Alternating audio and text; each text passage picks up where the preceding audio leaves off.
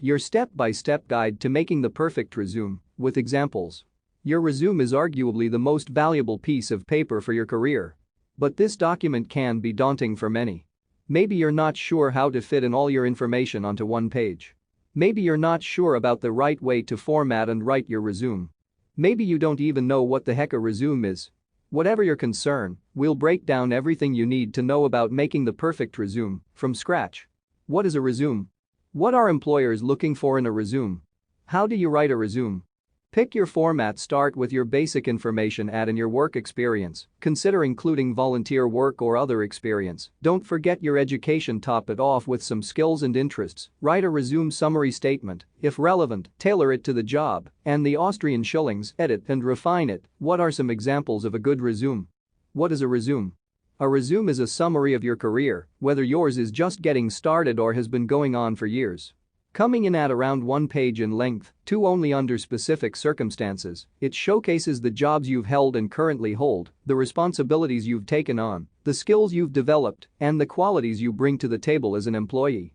Together, those things make it super easy for any hiring manager to see your qualifications and fit for a role. For all the work you may put into writing one, hiring managers actually spend very little time, mere seconds in many cases, looking at your resume. But despite this sad fact, it's safe to say that creating a great resume, rather than hastily throwing one together, still matters. If you miss the mark, your resume may never be read. Even worse, you might be removed from the applicant pool by a computer before a human even knows you exist, says Muse career coach Heather Yurovsky, founder of Shatter and Shine. So you want to get it right because, as she explains, isn't the goal to spend less time looking for a job and more time in a role you love? You might be wondering if you can lean on your LinkedIn profile instead of writing a resume. The answer, sadly, is no. Most hiring managers still expect you to submit a resume, even if they also look at your LinkedIn. Even if you don't need a resume for a job you're applying for now, you're going to need one at some point in your career. There, not anywhere close to going out of style. So it's best to always have one at the ready should an opportunity pop up. And although LinkedIn has plenty of benefits, a resume has one clear advantage. While your LinkedIn is usually a broader picture of your career trajectory, your resume gives you the opportunity to tailor your career story to a specific role or company. More on that later. Oh, and you've probably heard of something called a CV? It's slightly different from a resume and usually more common with academics and job seekers outside the US. What are employers looking for in a resume? Hiring managers look for 3 things on your resume: what did you do? Why did you do it? And what was the result? Says Muse career coach Martin McGovern, owner of Career Therapy. If you can answer all 3 of these questions in your resume bullet points, you're going to be on the right track. Clear, easy to understand language is key. The truth is that most resumes make no sense. They are stuffed with jargon, they are too technical, and they are filled with redundancies. Try to read a resume that isn't yours, and you will quickly realize that it feels like an alien wrote it, McGovern adds. Put yourself in the shoes of a recruiter who has no idea how your role works. How can you make your resume accessible to them? The hiring manager also cares about more than just you, and you alone. They care about you in relation to them. Hiring managers want to see if a candidate matches the requirements of the role they're hiring for, Yurovsky explains. Your resume should paint this picture, so the hiring manager not only knows what day-to-day responsibilities you can handle, but why you, above OTHERS, bring value to their organization. How do you write a resume? Whether you're someone who's never written a resume in your life or you need a nice thorough refresher on the process of creating one, follow these steps to 1. Pick your format. Before you start typing one single thing, you have to decide what you want the overall resume to look like. Resume builders can be helpful for this step. They'll take all your basic information and organize it for you, eliminating some of the legwork. You can also use a pre-made outline, such as one of these free Google Docs templates. But it's often safest to start with a clean slate all on your own and eventually upgrade to a more advanced layout. This allows you to course correct, edit and re-edit, and choose a resume format that best fits your particular situation. After all, not everyone has a career trajectory that's easy to compartmentalize. In general, you're most likely to cover and/or include sections on the following: your work experience, your non-work experience, including professional organizations, community involvement, or side projects, your education and certifications, your skills, specifically hard skills, and interests. So how do you format and organize all of that information? By far the most common and safest, if you're not sure which route to take, option is reverse chronological order. This means you organize your experiences from most recent to least recent. So your work experiences would go above your education, and your current role would go above previous roles you've held. This of course has its exceptions, maybe you went back to grad school between jobs, or your most recent role is irrelevant to the job you're applying for. So the whole page may not be exactly in reverse chronological order depending on your situation. It's just a guideline. There's also something called a functional or skills-based resume. This is used pretty rarely, mainly with career changers and those with limited or complicated work histories. It gets its name because it's primarily about listing your skills rather than experiences and showcases them above your work history and education. You can also opt for a combination resume, which is a mix between a reverse chronological resume and skills-based resume. It highlights your skills at the top but allows just as much room below to cover your job and school experience. Use caution when choosing these two formats. Combo and skills-based resumes can be hard to follow because they force the reader to hunt for connections between your skills and experience and don't provide the full context of your work, says Muse career coach Angela Smith, founder of Loft Consulting. I've also heard a lot of recruiters say that they automatically discount skill-based resumes because they feel the candidate is trying to hide something. I don't necessarily believe that, but I think it's important for job seekers to know that perception is out there. 2. Start with your basic information. Your contact information should always go at the top of your resume. In this header you'll want to include anything that could be helpful for a recruiter to get in touch with you. Usually, this means adding in your full name, preferably the name you use across the web, your phone number, your personal email address. You might also choose to include other basic information, such as your LinkedIn or personal website URL, your GitHub for technical roles, your social media profiles, if relevant to the job, or your address. If you're looking to move for a job, you may choose to leave out your address or write open to relocating to better your chances of getting an interview. The key is to make this part as clear as possible. If a hiring manager can't reach you, there's no point in perfecting the rest of your resume. 3. Add in your work experience. This section will most likely be the bulk of your resume. Even if you're changing careers, employers still want to see where you've worked, what you've done, and the impact of that work to get a sense of your background and expertise. Your work experience might be one entire category, or you might choose to break it up into relevant experience and additional experience to highlight the jobs that are most important for hiring managers to focus on. Either way, you'll almost always want to have your most recent experience at the top and your older experience down below. Within your work experience, you'll want to include each official job title, the company, and possibly its location, and the years you worked there. Below that, you'll add in 2 to 4 bullet points explaining what you did in that job, the skills you built and exercised, the tools you used, and the results of what you did. If you accomplished a lot during your time there, focus on the responsibilities that made the most impact or you're the most proud of, as well as the ones that best align you with the job you're applying for. More on that in the following sections. It's key here to list, if relevant, quantitative as well as qualitative accomplishments.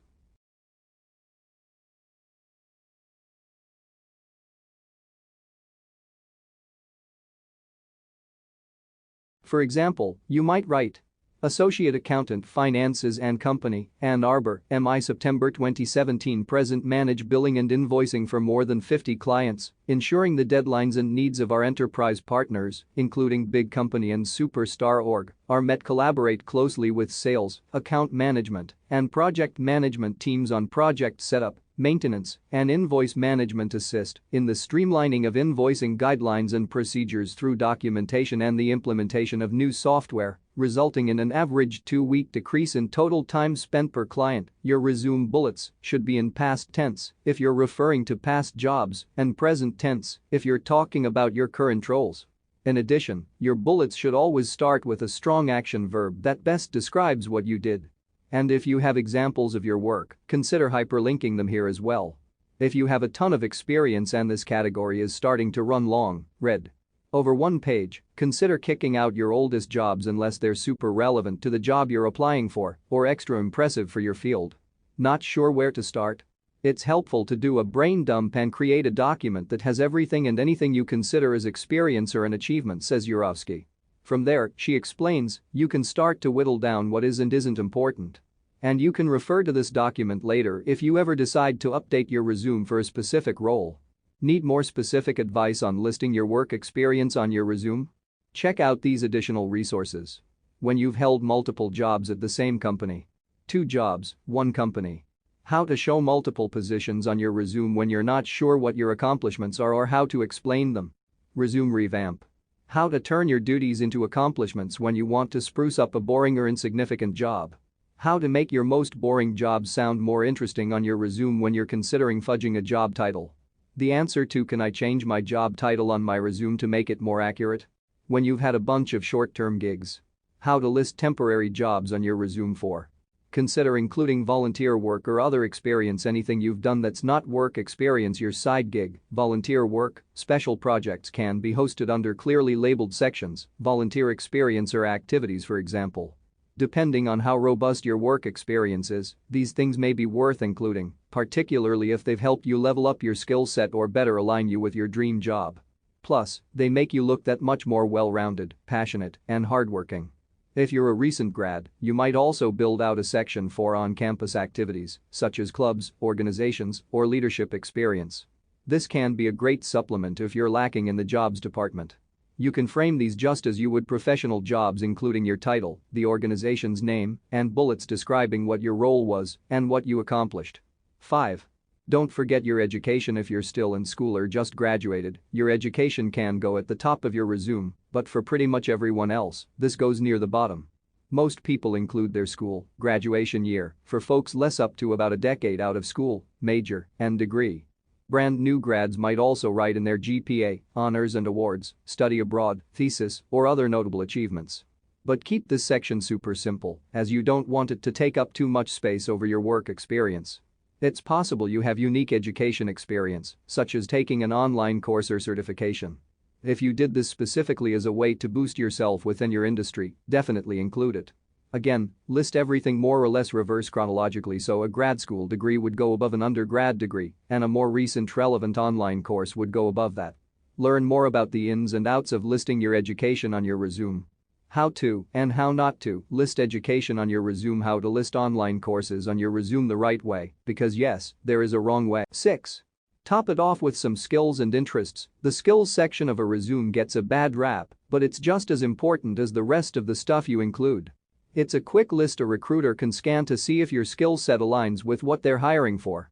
And it's super Austrian Schillings friendly. Austrian Schillings stands for Applicant Tracking System, the robot that in some cases reads your resume before a human does, because it allows you to add in keywords the machine is scanning for.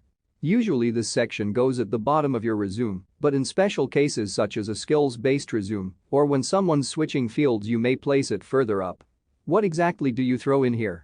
You'll want to list any hard skills and applications you're familiar with: Photoshop, SEO, JavaScript, to name a few examples, and, if relevant, your level of expertise.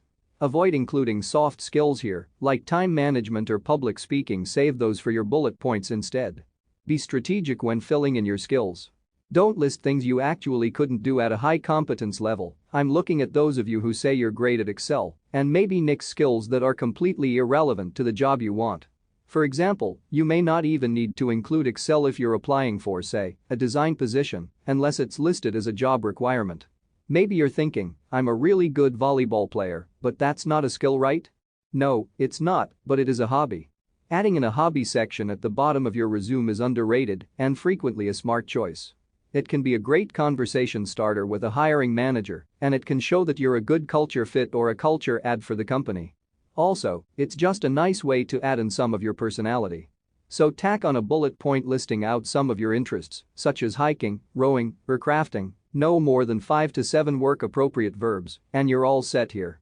7. Write a resume summary statement. If relevant, you may have heard of a resume summary statement. They're not super common, but they can be useful to include near the top of your resume if you're looking to add clarity or context to your resume. If you're a career changer, you might find a summary statement helpful in explaining your leap and tying your experience to your new path. Or if you're a more experienced professional, you can use a summary statement to highlight a theme that brings your career trajectory together. Overall, you probably won't need a summary statement if your career is pretty linear and your bullet points do a great job of emphasizing what you have to offer in terms of skills and experience. But if you think it makes sense to include one, take the time to think about what the person reading your summary wants to know before you write it, says McGovern. Good summaries explain why you do what you do and how it can help. For instance, merging a background in ABC, I help companies improve XYZ through 123. Summaries shouldn't be any more complicated than that. So, taking McGovern's example, you might say, merging a background in social media marketing and PR with 7 years in the consumer tech space, I help companies improve their internal and external communication and brand awareness through data-driven quality content and strategies that align with the modern trends of the space. Yurovsky adds that you don't want your summary statement to be a dense paragraph with too much information. You want it to be easy to read, concise, and memorable. Almost like a tagline. 8. Tailor it to the job and the Austrian shillings. Once you have your resume written out, you've broken down your work experience, tagged on some activities and additional experiences, and listed out your skills. It's important to go back to the job description or multiple job descriptions if you're applying to several similar jobs and make sure that what your resume says matches up with the kind of candidate the employers are looking for. In other words, tailor it. Let's explain further. You'll want to begin by tackling the Austrian shillings. This means combing the job description to see if individual words and phrases line up. What skills are they asking for, and have you listed them, so long as you actually have them? What words are they using to describe their ideal hire, and do you use similar language in your resume? Next, take a bird's eye view. If you were the hiring manager for the role, where on your resume would your eyes be drawn to? And what would you be looking for? Whatever you think will be most important for. Finally, dig into the role and responsibilities of the job. Does your resume reflect similar experience? If not, is there a way you can spin it so that it's clear you're capable of doing the job and doing it well? These articles can help you if the word tailoring makes you start to sweat. What it really means to tailor your resume, your guide to making unrelated experience look relevant on your resume. A cool trick. How to spin one resume bullet 5 different ways. 9. Edit and refine it, please. Please don't just write your resume and shoot it out without giving it a second glance. Hiring managers may not spend hours browsing it, but if there's one thing that sticks out more than anything else, it's a glaring typo. The best approach? Write a rough draft, then leave and come back to it later with fresh eyes to give it an edit. Cover the basics. Is your contact information correct and updated? Are you using the right verb tenses? Does everything look consistent and accurate in terms of spelling and grammar? Then do some cutting if your resume's quite long. It's no longer a hard and fast rule that all resumes must be only 1 page, but consider it a smart guideline for most applicants, especially if you've got less than 10 years work experience. The exception is if you're very senior or very established in your career. In this scenario, a 2-page resume isn't completely out of the question. Everyone else, read this article for advice on how to cut your resume down. Formatting-wise, it's key to consider a couple things. First, what font are you using, and is it legible for a human and a robot? When in doubt, go with one of these simple but sleek options. Arial, Arial Narrow, Calibri, Cambria, Garamond, or Helvetica. Second, are you going to save it as a Word document or PDF? Neither option is wrong, although a PDF helps ensure that your formatting is maintained, no matter what type of computer the hiring manager uses to open the document. Third, is your resume formatted in a way that it's skimmable? If it's feeling crowded or overrun with words, read this. 12 tiny changes that make your resume easy for recruiters to skim. Once you've given it a few good looks, it may be worth sending it to a friend or colleague, or even a career coach, to get a second opinion. Don't just have them edit it for spelling and grammar. They should dig into your bullets and offer feedback on whether or not your resume is showing you in the best possible light. It's smart to also send them the job description for something to compare it to. What are some examples of a good resume? Here's the thing. Your resume won't ever look exactly like someone else's, nor should it. How you choose to format it, organize your information, and talk about specific experiences depends not just on your career path, but on your field, the job you're applying for, the company that job is at, and more. So there isn't a universal way to do a resume. But there are common themes. To give you some context as to how yours might turn out, here are 3 examples of different kinds of resumes. The most popular. A reverse chronological resume. As previously mentioned, a reverse chronological resume is preferred by many coaches and HR experts, mainly because it's super readable. When everything's in a clear order, it's easy to skim and even easier to draw lines between experiences. Who it's good for.